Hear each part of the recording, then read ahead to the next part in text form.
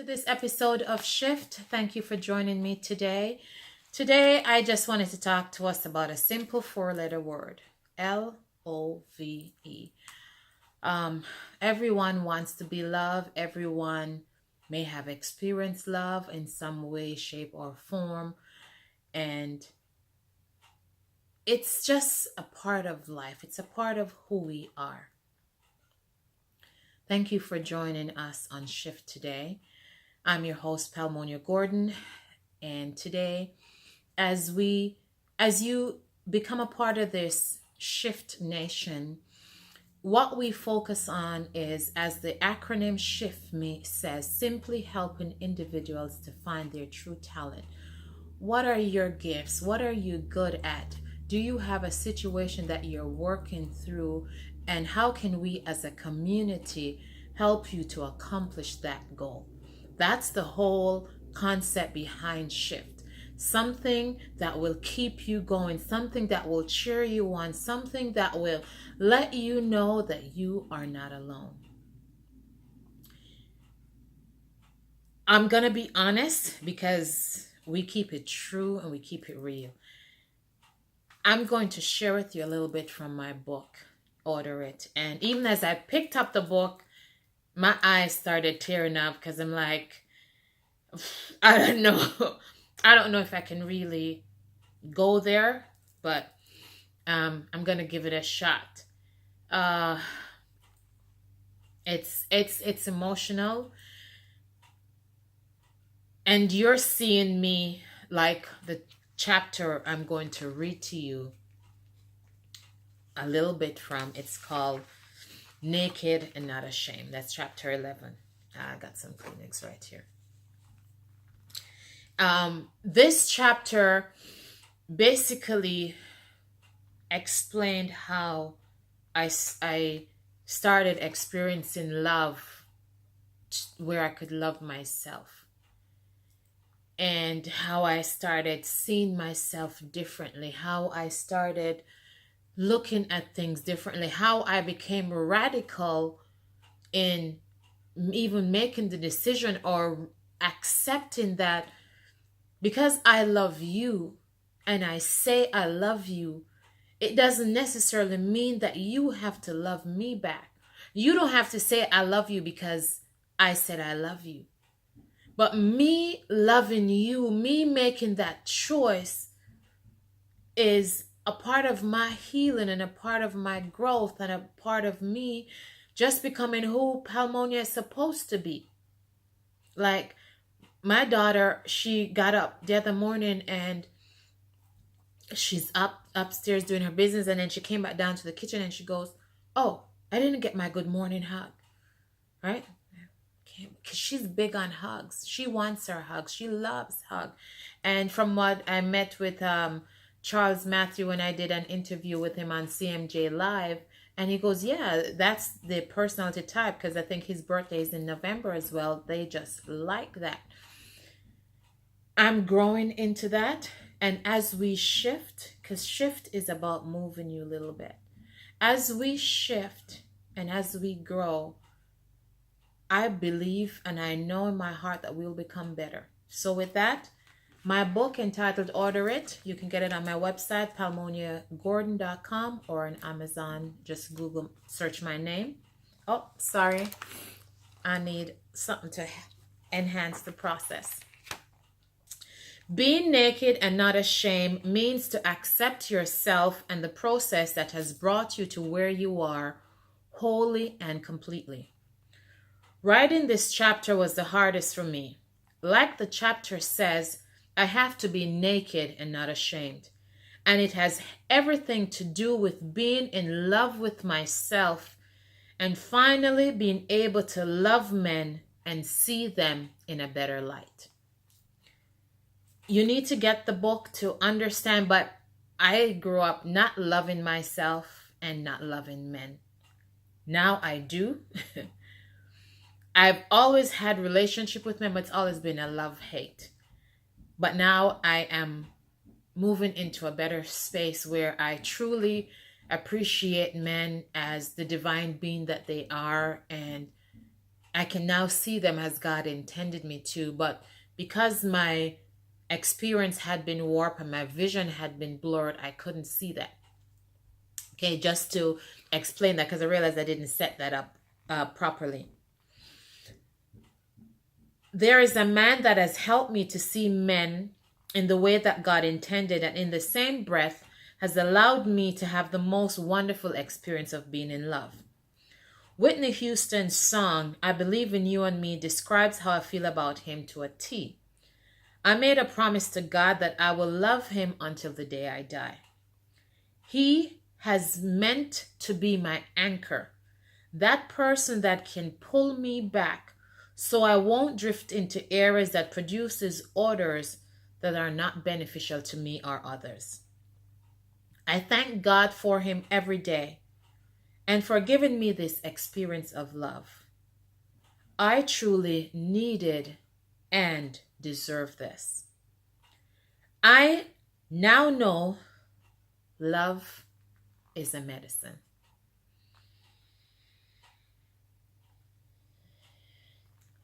Love is a medicine which, if administered properly, has the similar effect that Miracle Grow has on plants. And throughout my book, I have what I call wisdom from my journey. This, if you must experience something, let it be love. Never be ashamed of it. Let it flow out of you and into every crack, every hurt, every pain you have kept hidden from the world and those closest to you. Allow it to soothe, heal, and liberate you from the negative and move you into the positive. Before you know it, you will be able to help guide someone out of their pain, shame, sorrow, or darkness, because the love that flows out of you becomes natural healing. As my mentor Lisa Nichols says, it is not your job to manage how other people can handle you. It is not your job to make sure that other people can digest your greatness. Nor is it your job to make sure that your light isn't shining brightly, that it is blinding others. That is not your job. And what that means is sometimes we shrink back from being our best because we're afraid that someone around us might be offended or see us like, oh, she's the... Please, if you have done that, and if you're known to doing that, it's time to stop. I want you to shift out of that. Oops, sorry. Need this to see. I'm sorry. Well, I can see. It's just I got to pull the far. Your job is to let your light shine brightly. Your job is to be obedient to your calling. Your job is to be so committed to the light illuminating from you that when you allow your light to shine bright, it illuminates the next person's darkness. And it goes on and talks about how I met the man, and I mean, had a couple of those accidents that I talk about, and I had no idea that he was a part of my destiny and a part of my healing process to help me get to where I need to be and who I am today. But further down, there are certain things that symbolically I was able to shed and redesign and shift out of a negative into a positive where man is concerned. And I'm just going to read those to you. And it says, the man I fell in love with symbolizes for me the following. 1, I do have the ability to love, because I just thought, I just don't do love, period. But I do have the ability to love. 2, to respect. I can respect and look up to him as a man. I can also acknowledge that other men can also be worthy of my respect. 3, he's a man who's a leader and takes charge. This is major because I was tired of having to fulfill my role as a woman and then do man as well. 4, he's a man who loves me, honors me, and secures my integrity. He stands behind me, never touches me. Sex is not what he is after. He wants to nurture and protect me. He wants the best for me. 5, he's patient. He has the patience to wait. Patience to recognize I need to heal, grow, and become my best. Like a mango, if you eat it before it is fully ripened, it brings a different taste and pleasure to the palate than if you leave it for just a few more days. He's a preacher/teacher. He feeds my soul, my spirit. He uses scriptures and allow me to see life in a different way. 7, he is humble.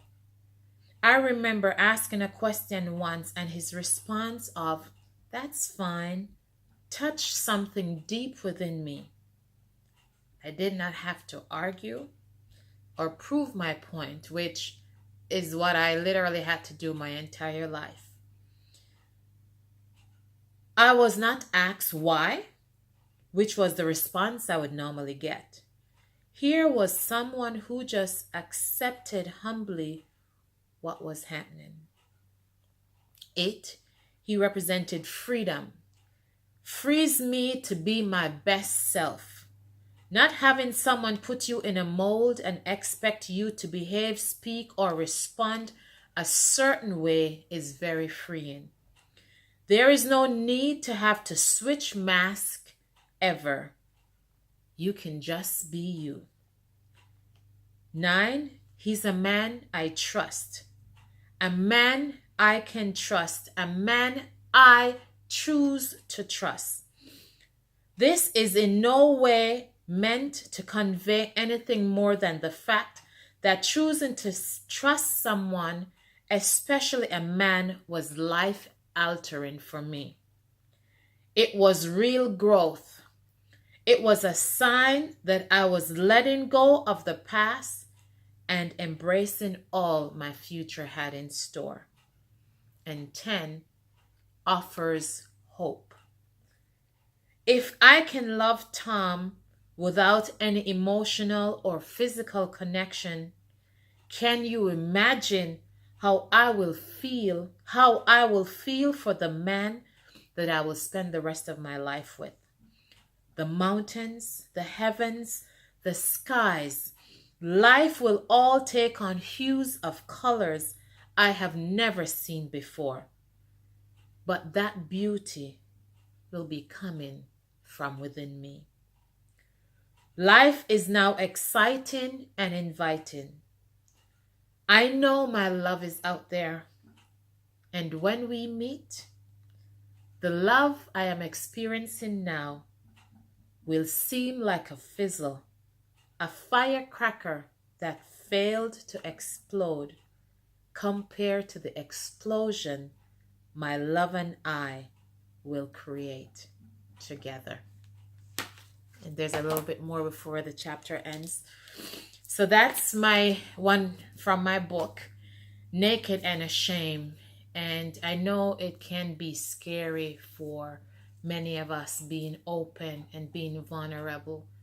But that's what I had to do in order to grow. That's what I had to do to be the Palmonia that could speak with you on S.H.I.F.T and share about some of the things that I have experienced, some of my journey.